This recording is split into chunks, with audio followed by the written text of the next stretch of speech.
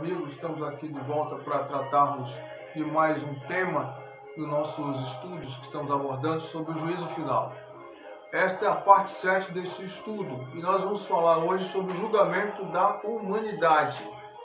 Então vamos direto ao ponto. Fases deste juízo.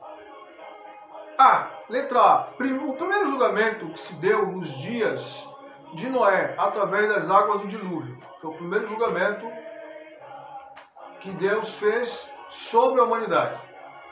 Deus vem mostrando desde lá que Ele está julgando a humanidade. Quando, através das águas do dilúvio, toda a vida humana pereceu, exceto a família de Noé. Letra B. O segundo julgamento deu-se justamente com a destruição das cidades ímpias, de Sodoma e Gomorra, que pela natureza do pecado praticado ali e pelo seu espírito de depravação, foram postas como exemplo aos que vivem de forma desregrada diante de Deus, a um julgamento amplo, total, irrestrito e universal. Elas foram postas como exemplo de que haverá um julgamento universal, em escala universal, nos moldes do que aconteceu ali.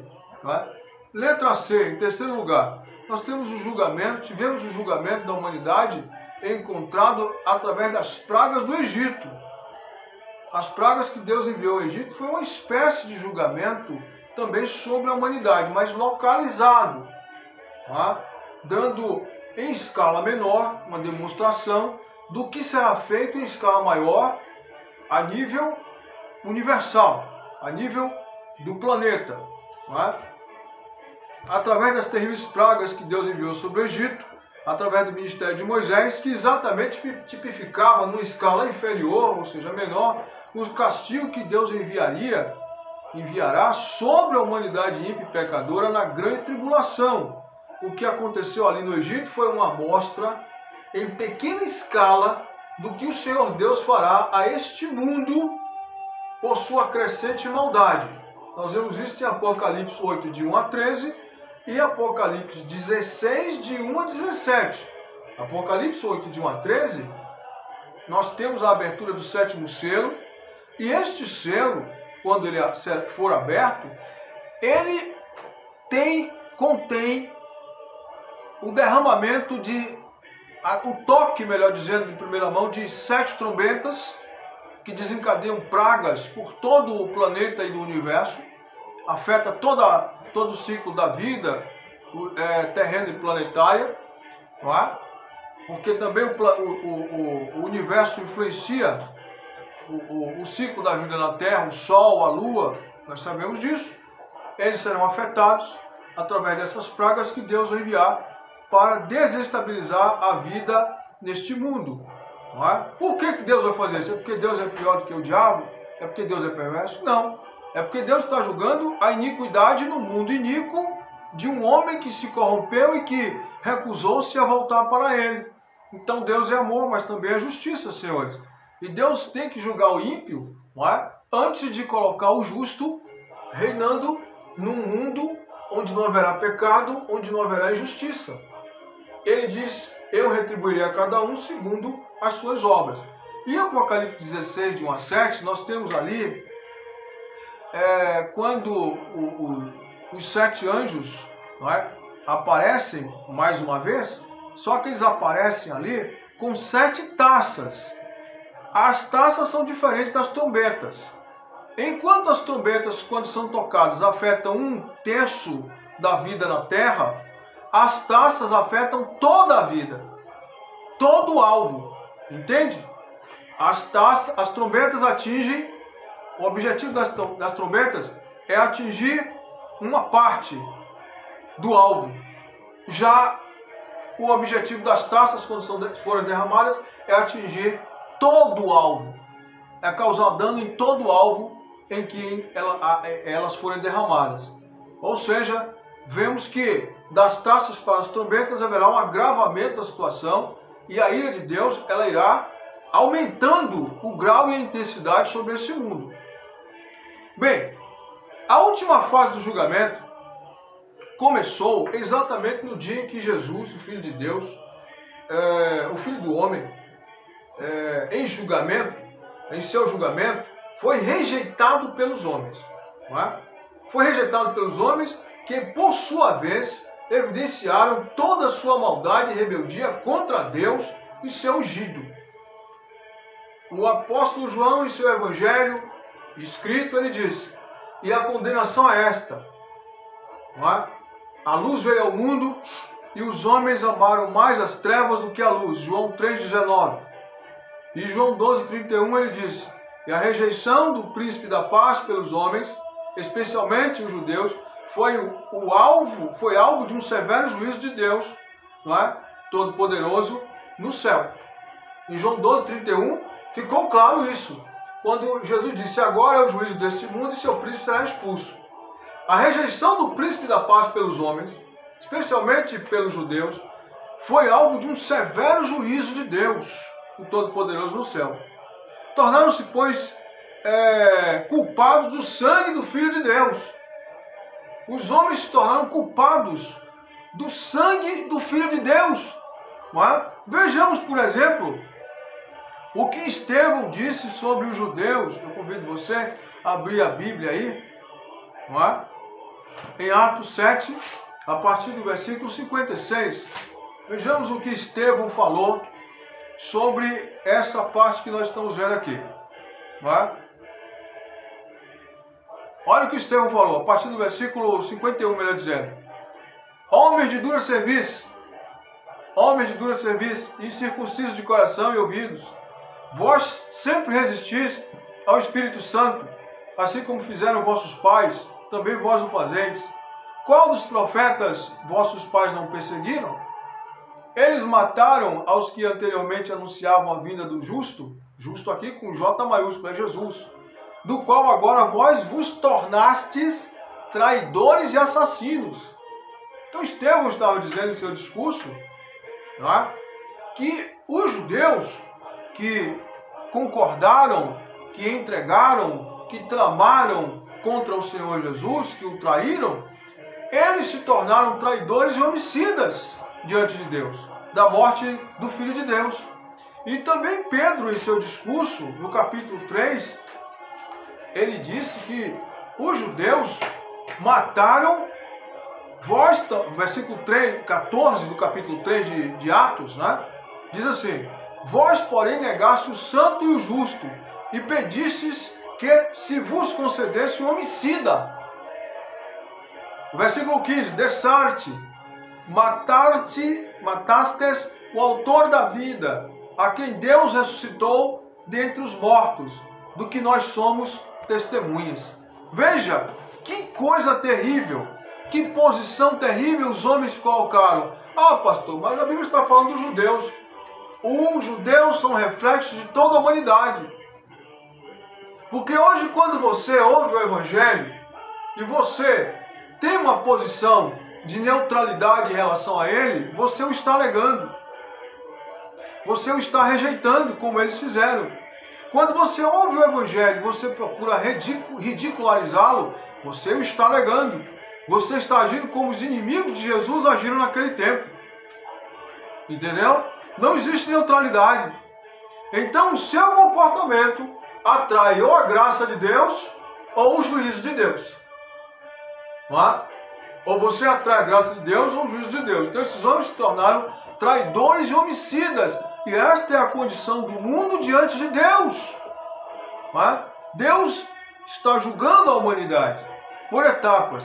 Mas chegará o dia em que esse julgamento será um julgamento amplo, total e irrestrito. Veja o que diz aqui de novo, ainda utilizando o livro de Atos dos Apóstolos, né? Olha o que diz aqui em Atos dos Apóstolos, capítulo 17, no versículo de número 30. Veja bem, olha o que está escrito nessa escritura aqui. O apóstolo Paulo discursando no Areópago em Atenas. Olha o que ele diz. Ora, Deus não levou em conta os tempos da ignorância. Agora, porém, notifica aos homens que todos, em toda parte, se arrependam. Mudem de comportamento, mudem de direção, creiam em Deus e ponham a fé em Jesus.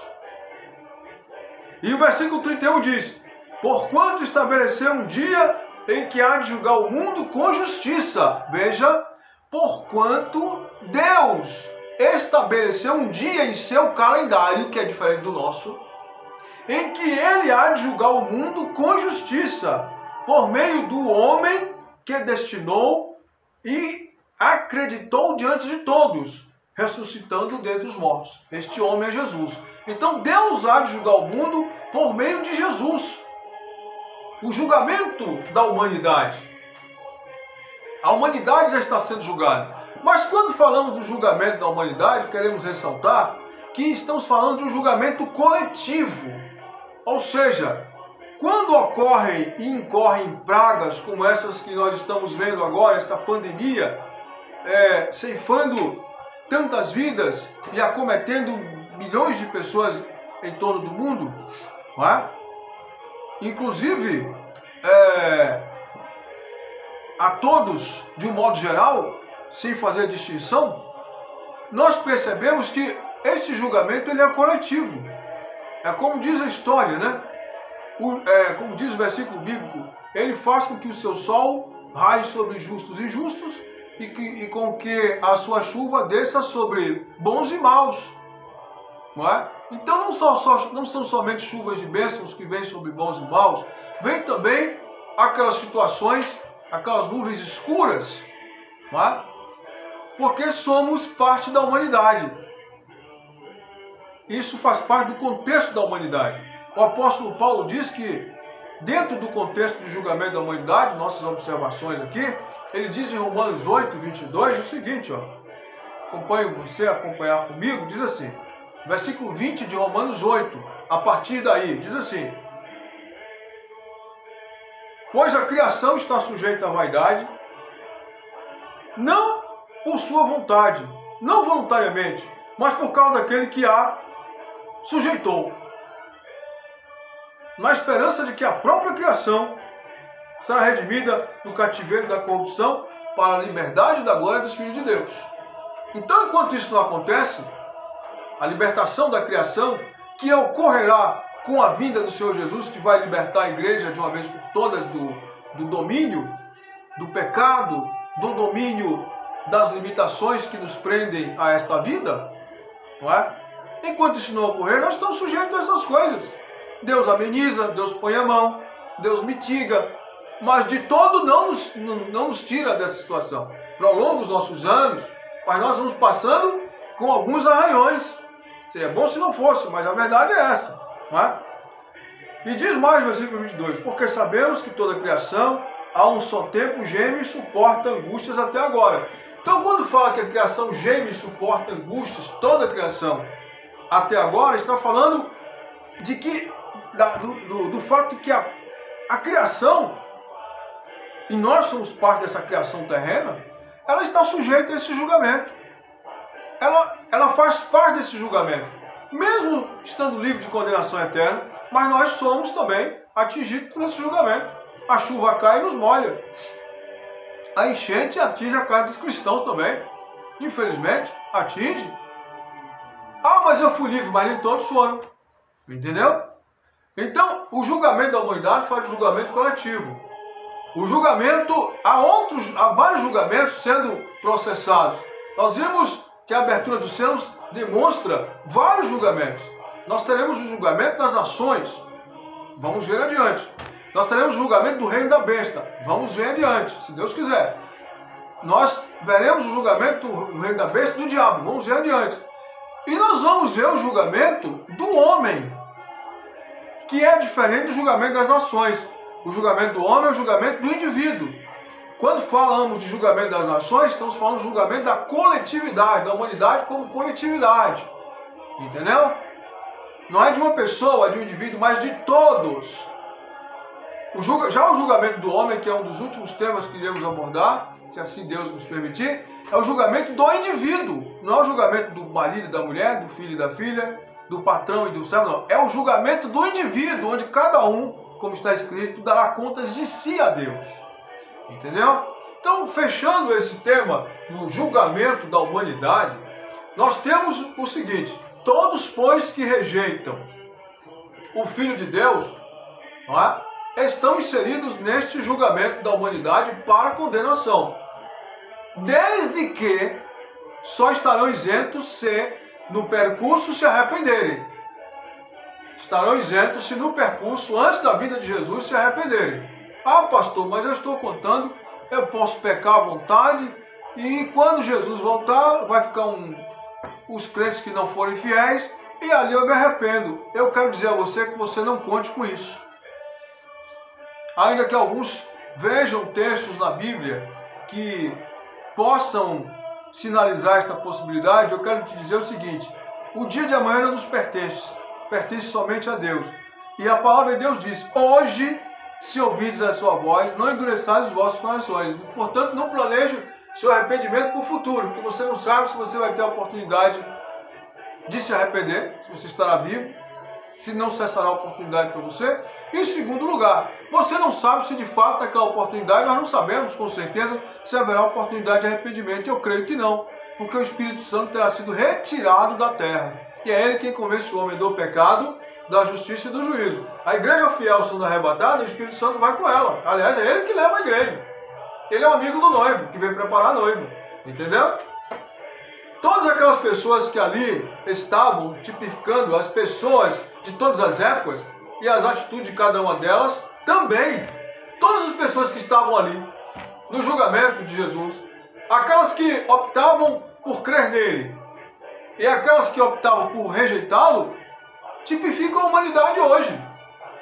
Quem crê nele e se arrepende, recebe o perdão dos pecados, é recebido como filho de Deus, é perdoado.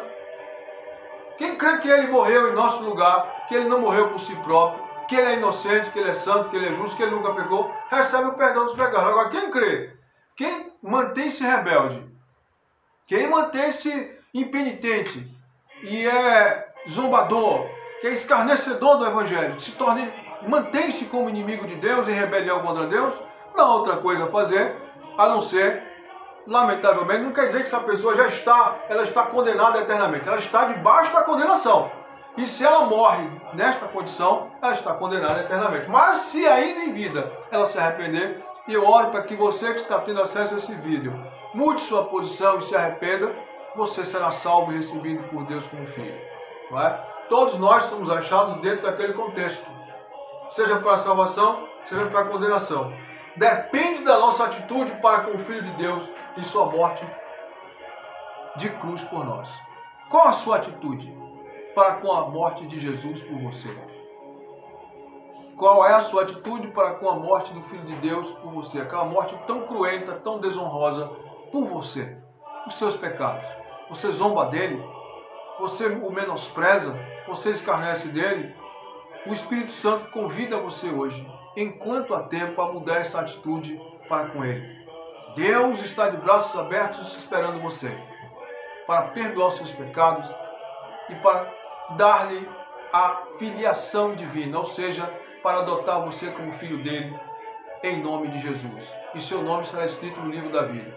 Não permaneça impenitente, zombando do Evangelho, mas creia no Evangelho e receba a vida eterna em nome do Senhor Jesus e esteja selado pelo Espírito Santo, a partir de então, para ser arrebatado e ou ressuscitado com aqueles que ele o fará, ou ressuscitará por não estarem mais vivos, ou arrebatará por estarem vivos no dia da sua grande vinda, que nós tantos aguardamos e almejamos. Que Deus te abençoe, que a graça do Senhor Jesus seja com você. Amém.